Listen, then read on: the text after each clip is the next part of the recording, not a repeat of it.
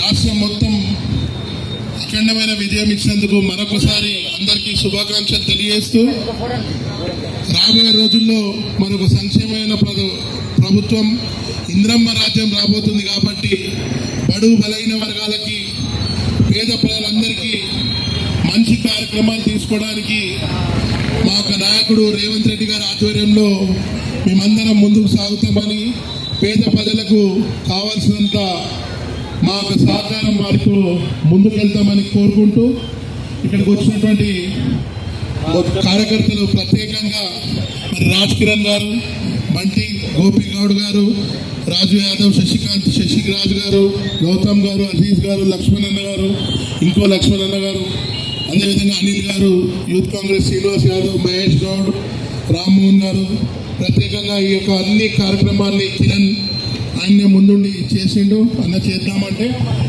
Okay అని చెప్పడం జరిగింది. అదేవిధంగా రాజురెడ్డి గారు, ఇంకా చాలామందికి ఇన్ఫర్మేషన్ లేదు, సరే చిన్నగా చేద్దాం అనుకున్నాము. మరి ఇక్కడ మా అభ్యర్థి ఓడిపోయినా మేము గెలిచినట్టే, ఎందుకంటే మన 47,000 ఓట్లు చాలా తక్కువ సమయంలో ఇక్కడికి వచ్చి పోటీ చేసి మరి విజయారెడ్డి గారు 47,000 ఓట్లు తీసుకోవడం, మొత్తం గ్రేటర్ హైదరాబాద్లోనే మరి 2వ స్థానంలో రావడం జరిగింది. అందరు ఓడిపోయారు, మరి కాంగ్రెస్ అగ్రజులు గ్రేటర్ హైదరాబాద్లో. సరే అది ఏ కారణం ఉన్నా రాబోయే రోజుల్లో మరోసారి కాంగ్రెస్ని బలోపేతం చేస్తామని కోరుకుంటూ ఓట్లు వేసిన ప్రతి ఒక్కరికి మరొకసారి ధన్యవాదాలు తెలియజేస్తూ ఈ యొక్క కార్యక్రమంలో పాల్గొన్న అందరికీ మరొకసారి ధన్యవాదాలు తెలియజేస్తూ ముగిస్తున్నాం.